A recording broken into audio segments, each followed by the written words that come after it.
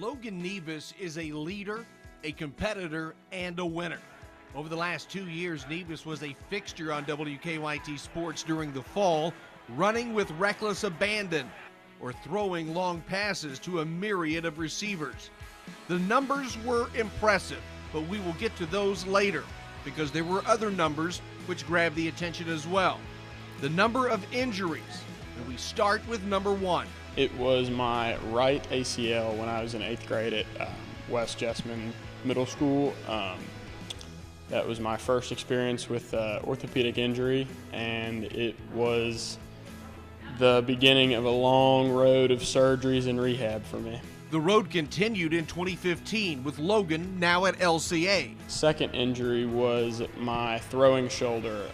I tore my labrum sophomore year. I believe it was the 4th game. Entering the 2016 campaign, Logan was part of a package deal at quarterback. He accounted for more than 1,200 yards and 16 touchdowns, leading the Eagles to an undefeated regular season and a district title.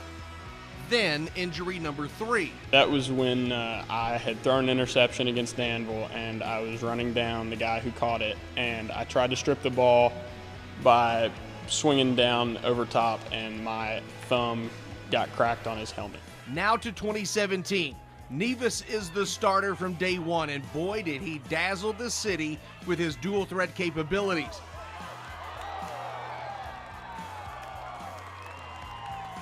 People finally found out exactly who Logan Nieves was and what he was about, and he's one kid that we've had to teach how to run out of bounds at quarterback as the years have gone on, but a kid that, you know, is going to play his heart out each and every time he goes out there because he's an impeccable leader and a rallier of people to follow him as a leader each and every time he goes out and plays the game of football, or he's the older brother to his 4 younger ones.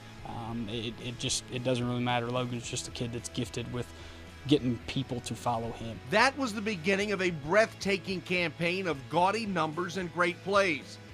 During his senior season, Logan showed why LCA's mantra of no huddle, no mercy averaged 51 points a game. Then came the night of September 8th.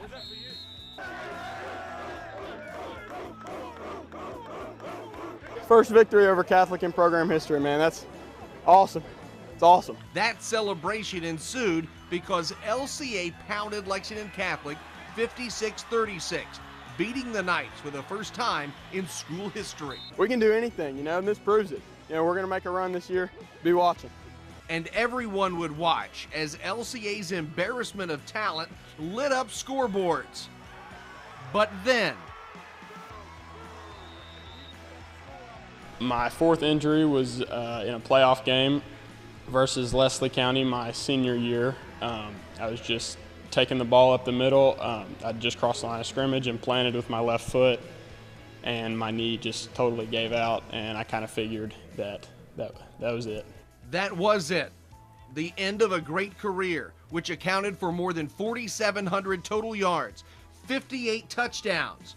But it also led, since I've hurt myself a lot, I've fallen in love with the process of, getting diagnosed and then surgery and then rehab. And I'm leaning towards wanting to be a surgeon and, doing as much as I can to help people like me in my situation who are prone to injuries get back from their injuries. His mother and I talked about shortly after the injury was that he had the perspective in a very short amount of time after tearing his ACL, now his other ACL, that he was going to be one of the best orthopedic surgeons later on down the road and have quite a few things to be able to share and relate to with his patients. And, for that kind of perspective, to have the wisdom and the maturity beyond measure of an 18-year-old is something that I'm just incredibly proud to have representative of our program.